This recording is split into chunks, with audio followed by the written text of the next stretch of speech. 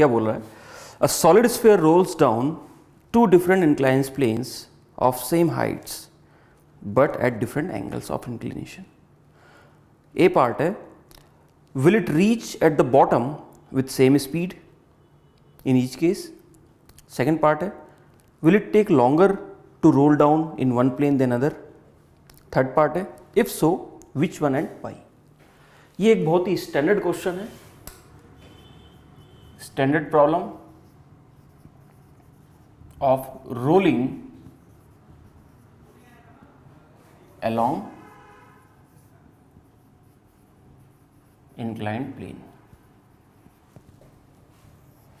मैंने आपको lecture notes में इसका डेरिवेशन स्किप कर दिया था और उसका एक रीज़न था क्योंकि बेसिकली हमारे कॉम्पिटिटिव एग्जाम्स में ऑप्शनल क्वेश्चंस आते हैं, उनमें 4 ऑप्शंस होते हैं और वो ऑप्शंस के कैलकुलेशंस में डेरिवेशंस का कोई नेसेसिटी थी नहीं. आपको सिर्फ वो डेरिवेशन की इनसाइट होनी चाहिए कि वो आखिर है क्या और उस फॉर्मूले के एप्लीकेशंस को आना चाहिए, उस फॉर्मूले को यूज़ करना आना चाहिए. लेकिन जो डेरिवेशन की इनसाइट होती है कि आखिर वो फॉर्मूला आया कैसे है, वो जो दिमाग में एक वो रहता है क्वेश्चन मार्क कि आखिर वो क्यों जो मैं यूज़ कर रहा हूँ उसमें वैल्यूज़ में पुट कर रहा हूँ कैसे पुट करनी है. ये एग्जामिनर अगर उस क्वेश्चन को थोड़ा सा अगर चेंज कर दे बेस्ड ऑन द इनसाइट तो वो आप उसको लॉजिकली कैसे ट्रीट कर पाओ, उसके लिए इसका डेरिवेशन हम थोड़ा सा डिस्कस करते हैं. तो पहले मैं आपके सामने डिराइव करता हूँ. वो जो एक्सेलेरेशन का हमने वैल्यू निकाली थी, पहली बात मैं इनको रटवा दिया था कि अगर कोई बॉडी इंक्लाइंड प्लेन के अलोंग रोल करते हुए आ रही है तो इसका जो एक्सेलरेशन होता है, ट्रांसलेटरी एक्सेलरेशन,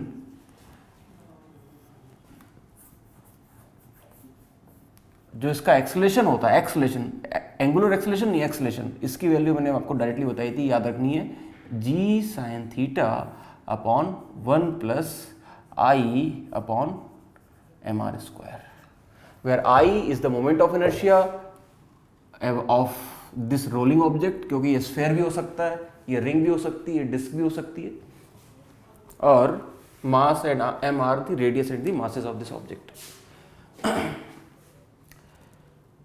तो आपने देखा कि acceleration is inversely proportional to moment of inertia, यानी मोमेंट ऑफ इनर्शिया अगर मैं बढ़ाऊंगा तो आप देखोगे डिनोमिनेटर बढ़ेगा तो एक्सेलरेशन कम होगा, यानी जिसका मोमेंट ऑफ इनर्शिया ज़्यादा होगा उसका एक्सेलरेशन कम होगा. काफ़ी काम का फॉर्मूला था, इससे हमने बड़ी बड़ी प्रॉब्लम्स को चुटकियों में कर दिया था और ये प्रॉब्लम भी हम चुटकियों में ही कर सकते हैं.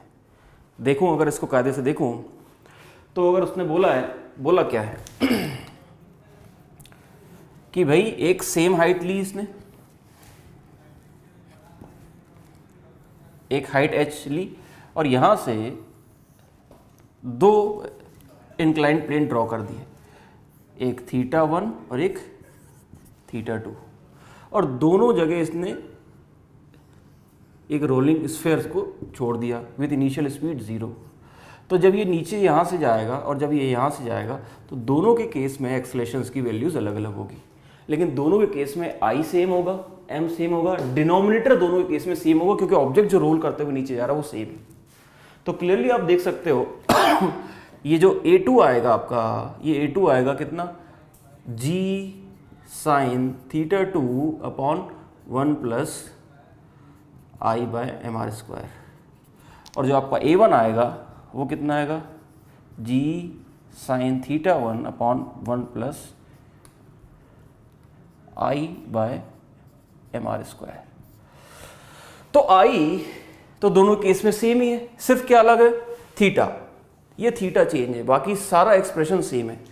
तो ऑब्वियस सी बात है ये थीटा के आगे फंक्शन लगा हुआ साइन, और साइन की वैल्यू तो जैसे जैसे एंगल बढ़ता है वैसे बढ़ती है. Sine 0 is 0, sine 30 is 1/2, sine 60 is √3/2 and sine 90 is 1, यानी as theta is increasing sine theta is increasing, यानी clearly if θ2 is greater than θ1 this implies जब ये बॉल नीचे रोल करते हुए आ रही है तो एक्सेलरेशन भी उसका ज़्यादा होगा जिसका एंगल ज़्यादा होगा. तो पहला पार्ट तो हमारा इस फॉर्मूले से डायरेक्टली हो गया कि जो रोलिंग स्फेयर है उसका एक्सेलरेशन उधर ज़्यादा होगा फॉर्मूले से जिसका थीटा ज़्यादा होगा. क्लियरली दिख रहा है यार यहाँ से. बाकी सारे अगर मैं सारी चीज़ें सेम रखूँ तो, आई अगर सेम रखूँ तो, एक ही बॉल है लेकिन दो इंक्लिनेशंस हैं, 2 एंगल्स हैं, तो एक जगह θ1 है, एक जगह θ2 है. जिधर थीटा ज़्यादा उधर एक्सेलरेशन ज़्यादा, जो ज़्यादा स्टीप होगा उधर एक्सेलरेशन इसका ज़्यादा, even in the case of rolling. अब क्या पूछ रहा है, will it take longer to roll down, will it take longer to roll down one plane than another. Longer मतलब, अब तुम खुद ही देखो, जिधर ये स्टीप प्लेन है ये हाइट सेम है, जिधर ये स्टीप प्लेन है उधर एक्सेलरेशन ज्यादा और डिस्टेंस कम। अगर मैं इस डिस्टेंस को लिखूं यहां से यहां तक, ये क्योंकि डिस्प्लेसमेंट तो इधर ही हो रहा है ना, तो ये जो यहां से यहां तक डिस्टेंस ट्रेवल करेगा नीचे आने से पहले, यहां से यहां तक का डिस्टेंस कैसे लिख सकता हूं भाई, ये यहां पे लगा दूंगा ये पाइथागोरस थ्योरम वाली प्रॉपर्टी, मुझे ये पता है, तो क्या लिख सकता हूं मैं, h upon d equals to इस एंगल का साइन थीटा, तो यहां से आ जाएगा d will be equal to h upon sine theta, ये d2 है। वैसे ही जो ये d1 है, ये d1 कितना आ जाएगा, यहां से लेके यहां तक का h upon sine theta 2, sine theta 1, ये थीटा 2 था। तो आप देख सकते हो जो छोटा एंगल है उसके अंदर एक तो एक्सेलरेशन कम है और ऊपर से डिस्टेंस ज्यादा है, एक्सेलरेशन कम डिस्टेंस ज्यादा। आप खुद ही सोचो, एक मारुति की गाड़ी है, एक BMW है, मारुति का एक्सेलरेशन कम, BMW का एक्सेलरेशन ज्यादा। अब मारुति को 100 किलोमीटर चलना है, BMW को 50 किलोमीटर चलना है, तो बताओ कौन पहले पहुंचेगा। ऑब्वियस सी बात है यार, BMW को अगर ज्यादा चलना होता तो हम कैलकुलेशन करते, ऑलरेडी BMW का एक्सेलरेशन ज्यादा है, डिस्टेंस भी कम है, तो BMW तो पहले ही पहुंचेगी। यानी क्लियरली यहाँ पे जिसका एक्सेलरेशन ज्यादा उसकी डिस्टेंस भी कम तो उसका टाइम भी कम, तो T2 will be less than T1। Of course in दोनों में एक जल्दी पहुंचेगा, एक बाद में पहुंचेगा, जिसका एक्सेलरेशन ज्यादा है उसी की डिस्टेंस कम है, एक्सेलरेशन ज्यादा डिस्टेंस कम, तो टाइम तो बहुत कम। थर्ड, अब इनने थर्ड पार्ट में पूछ लिया है, what can you say about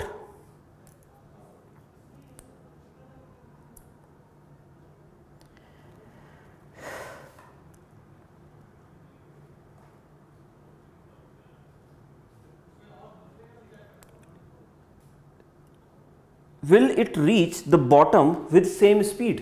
ये एक्चुअली में पहला पार्ट था, मतलब ये आप मान सकते हो ये दूसरा पार्ट हमने कर दिया, अब हम पहला पार्ट करने जा रहे हैं। उन्होंने एक्चुअली पहले में स्पीड पूछी है, बॉटम में स्पीड, बॉटम में स्पीड, ये v1 ये v2, तो v1 निकाल लूंगा, v1 की तरह ये एक्सप्रेशन v2 का होगा, सिर्फ क्या होगा, v1 के अंदर जो θ1 होगा उसको रिप्लेस करना पड़ेगा θ2, after all everything is same. तो स्पीड निकालने के लिए हमें पता है कि इनिशियल स्पीड 0 है, एक्सेलरेशन ये है और फाइनल स्पीड मुझे निकालनी है और डिस्टेंस ये है। यानी आपके पास s पता है, u पता है, a पता है, तो v square equal to u square plus 2s वाले फॉर्मूले से v square minus u square equals to 2as वाले फॉर्मूले से, या 2ad where d is the distance, हमें पता है initial speed 0, so v will be equal to under root 2ad। तो यहाँ पे अगर मैं पुट कर दूंगा, एक्सेलरेशन की वैल्यू पुट कर दो, g साइन थीटा, अभी मैं इन जनरल लिख रहा हूँ, बाद में θ1 θ2 चेंज कर देंगे। इन जनरल इंक्लाइंड प्लेन के लॉन्ग जो वेलोसिटी का फॉर्मूला है at bottom will be g sine theta upon 1 plus i by mr square into d। अच्छा ये 2a था, तो ये 2 into g sine theta into d. अब d कितना आ रहा है, देखो d is h upon sine theta, h upon sine theta. तो बड़ी, अब ध्यान से अगर देखोगे तो इस साइन थीटा से ये साइन थीटा कैंसिल हो गया। इसका मतलब ये जो v एट बॉटम आया, ये कितना आया, under root of 2gh upon 1 plus i by mr square आया। तो बॉटम में यानी नीचे पहुंचने के बाद जो वेलोसिटी आ रही है, it is independent of inclination angle theta. इसका मतलब v1 will be equal to v2, यानी ये दोनों जब नीचे पहुंचेंगे तो दोनों की वेलोसिटीज वेलोसिटी नहीं, दोनों की स्पीड सेम होगी। बट ऐसा कैसे हो रहा है? ऐसा ऐसे हो रहा है, देखो बेटा, अभी हमने जब पहले देखा था कि इधर एक्सेलरेशन ज्यादा है, टाइम कम है, इधर एक्सेलरेशन डेफिनेटली कम हो जाएगा तो टाइम ज्यादा है, ठीक। तो जिधर एक्सेलरेशन कम था उधर डिस्टेंस ज्यादा थी। अब एक्सेलरेशन कम है, डिस्टेंस ज्यादा है, तो क्या होगा, उस गाड़ी को, मारुति 800 को ज्यादा डिस्टेंस मिलेगी अपनी स्पीड बढ़ाने के लिए, और वो समहाउ मल्टीप्लाई होके इस तरह से होगा कि स्पीड फाइनली सेम हो जाएगी, क्योंकि डिस्टेंस ज़्यादा हो गया, एक्सेलरेशन कम हो गया। उसने ज़्यादा टाइम ले लिया ताकि, और ये ज़्यादा तो बस बताना चाह रहा हूँ कंपैरिजन के लिए, but practically you have to calculate it mathematically. और velocity at bottom is coming independent of the angle of inclination. और वैसे भी आप इसको बोल सकते हो ये कंजर्वेशन ऑफ एनर्जी से ही आ रही है भाई। टोटल इनिशियली पोटेंशियल एनर्जी तो सेम थी, क्योंकि हाइट जो हमने पहले ली है दोनों इंक्लाइंड प्लेन के लिए वो सेम ली है। तो जब वो बॉल नीचे पहुंचेंगी तो जो उनकी काइनेटिक एनर्जी है वो क्या है, कंजर्वेशन ऑफ पोटेंशियल एनर्जी। अब इनिशियली पोटेंशियल एनर्जी सेम है तो फाइनली भी काइनेटिक एनर्जी सेम होनी ही चाहिए, क्योंकि कोई लॉस ऑफ एनर्जी हुई नहीं है, इसलिए दोनों की स्पीड सेम है। रीजन ये कह सकते हैं कंजर्वेशन ऑफ एनर्जी। तो मैंने आपको उसको दो तरह से बताया, एक आपको मैंने काइनेमेटिक्स के पॉइंट ऑफ व्यू से बनाया कि एक्सेलरेशन कम, डिस्टेंस ज्यादा, तो उनका मल्टीपल सेम, ये फॉर्मूले से आया। दूसरा आप कंजर्वेशन ऑफ एनर्जी से भी बोल सकते हो, यानी दोनों पॉइंट ऑफ व्यू से आप एक ही आर्गुमेंट को सपोर्ट कर सकते हो, क्योंकि वो आर्गुमेंट बिल्कुल सही है।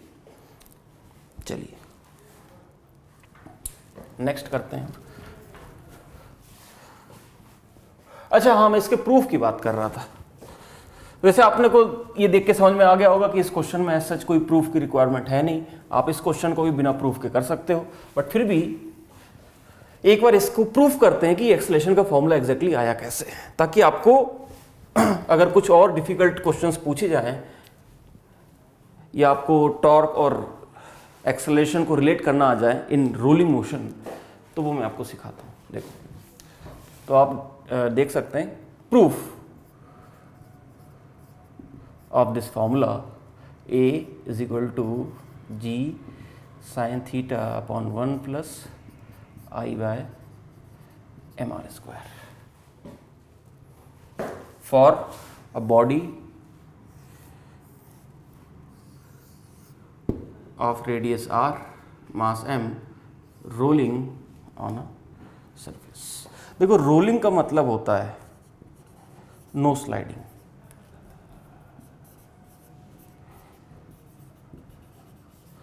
नो स्लाइडिंग और नो स्लिपिंग, रोल करते हुए आ रहा है, स्लाइड नहीं कर रहा है। इससे क्या फ़ायदा होता है, इससे ये फ़ायदा होता है कि ये जो पॉइंट ऑफ कांटेक्ट है इन दोनों की वेलोसिटी, रिलेटिव वेलोसिटी जीरो होती है, and we can apply a is equal to r alpha. बस ये इस फंड को, ये आपने पहले भी देखा था नो स्लिपिंग वाले में, a equal to r alpha generally apply हो जाता है, रिलेटिव एक्सेलरेशन जीरो हो जाता है, रिलेटिव वेलोसिटी। तो इसको प्रूफ करते हैं बेसिकली।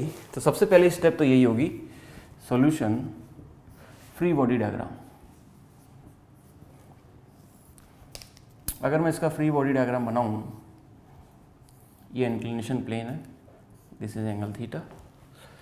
तो इसके ऊपर सबसे पहली बात तो इसकी सेंटर पे लग रहा होगा इसका वेट, दैट इज mg। यहाँ से लग रहा होगा इसका normal reaction, that is n। और ऑब्वियस सी बात है जब ये नीचे जा रहा है, वैसे देखो मैंने बताया नो स्लाइडिंग, और ये सरफेस कैसा है, रफ। स्लाइड नहीं हो रहा है लेकिन फिर भी फ्रिक्शन फोर्स लग रहा है, स्लाइड नहीं हो रहा है फिर भी फ्रिक्शन फोर्स लग रहा है। ऐसा कौन सा भाई, ऐसे कैसे हो सकता है? अरे ऐसे हो सकता है ना, अगर फ्रिक्शन फोर्स स्टैटिक हो तो। फ्रिक्शन फोर्स के दो हमने पार्ट पढ़े थे, एक स्टैटिक एक काइनेमेटिक। स्टैटिक फ्रिक्शन फोर्स वो था जब दो सरफेस कांटेक्ट में है, वो स्लाइड नहीं करते, वो चिपके रहते हैं आपस में, फिर भी उनके बीच में टेंडेंसी होती है स्लाइड करने की, इसलिए वो फ्रिक्शन फोर्स एक्ट करता है। लेकिन स्लाइडिंग, अगर वो स्लाइड कर गए तो वो फ्रिक्शन फोर्स काइनेटिक बन जाता है। तो यहाँ पे भी यही है कि ये जो बॉल है, जब इसको मैंने छोड़ा था, जब इसको मैं घुमा नहीं रहा हूँ, ऐसे छोड़ूंगा तो क्या है, ये जो ऊपर वाला पॉइंट है इसकी नीचे जाने की टेंडेंसी है, ये तो फिसलते हुए नीचे जाना चाहती है, लेकिन इस पॉइंट को ये नीचे वाला पॉइंट, वेज का पॉइंट, रफ होने का सीधा जाने नहीं देगा, ये इस पे पीछे की तरफ लगा देगा एक फ्रिक्शन फोर्स। तो हमेशा फ्रिक्शन फोर्स पीछे की तरफ लगता है। अब ये फ्रिक्शन फोर्स जो है, इसका नेचर तो स्टैटिक है, इसलिए इसकी मैग्नीट्यूड हम बोल नहीं सकते, इसका magnitude can vary from 0 to maximum. Kinetic होता तो कोई टेंशन ही नहीं थी, फिर तो फ्रिक्शन की फोर्स की वैल्यू में डायरेक्टली म्यू एन लिख देता, लेकिन स्टैटिक में फ्रिक्शन फोर्स की वैल्यू को डायरेक्टली डिटरमिन नहीं कर सकता, it will be under the range of 0 to mu N, anything it can be, so that's why what we have to calculate. But फिर भी खुशी की बात यह है कि ये प्योर रोल कर रहा होगा, इसका यहाँ पे एक्सेलेरेशन ए होगा और इसका एक एंगुलर एक्सेलेरेशन होगा, वो हो गया a by r, that is alpha, pure rolling. तो लगा देते हैं, फ्री बॉडी लगाने के बाद वही sum of all the forces equal to, अब देखो क्या यहाँ पे ये जो बॉडी है इसका एक्सेलेरेशन 0 है क्या? अभी तक मैंने जितने क्वेश्चन किए थे उसमें ये इक्वेशन लिखते थे, sum of all the forces is equal to 0, but यहाँ पे sum of all the forces equal to mass into acceleration, क्योंकि रोल कर रहा है तो वही इक्वेशन, इक्विलिब्रियम होगा तो 0 होगा, मूव कर रहा होगा तो ये होगा, दैट्स इट।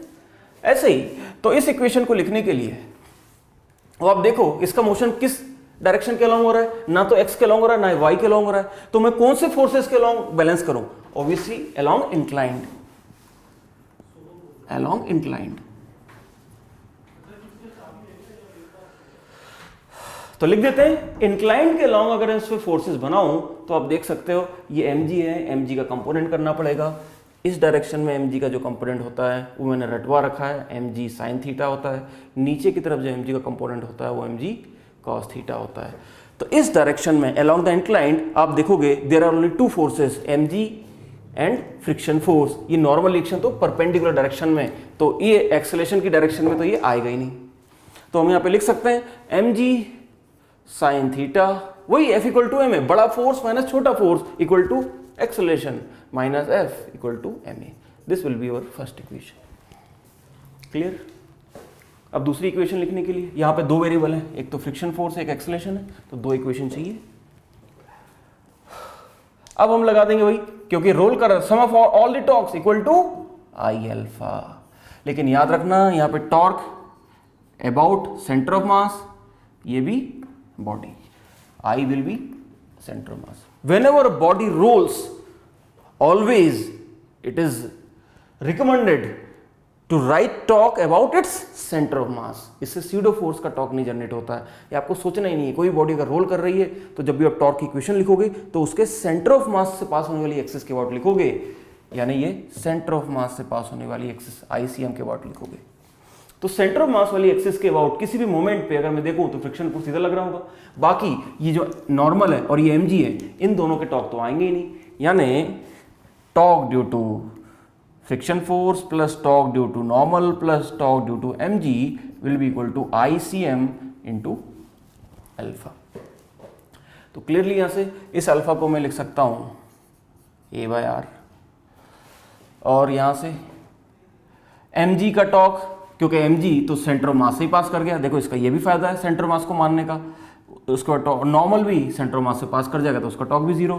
फ्रिक्शन फोर्स का टॉर्क क्या हो जाएगा, फ्रिक्शन इनटू ये परपेंडिकुलर डिस्टेंस r, यानी f into r will be equal to ICM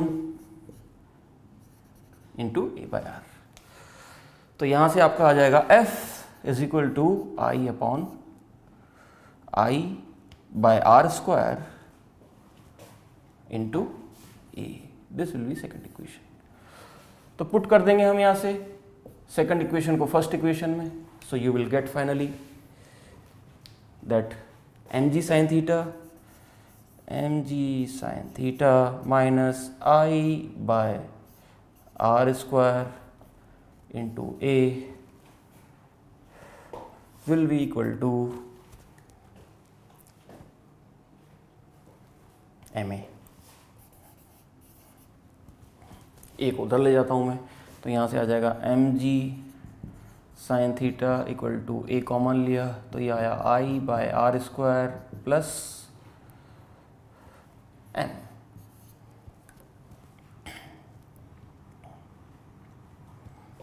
इस m से डिवाइड कर दूंगा ये m, तो a बाय m, तो ये हो जाएगा m बाय m, ये हो जाएगा 1।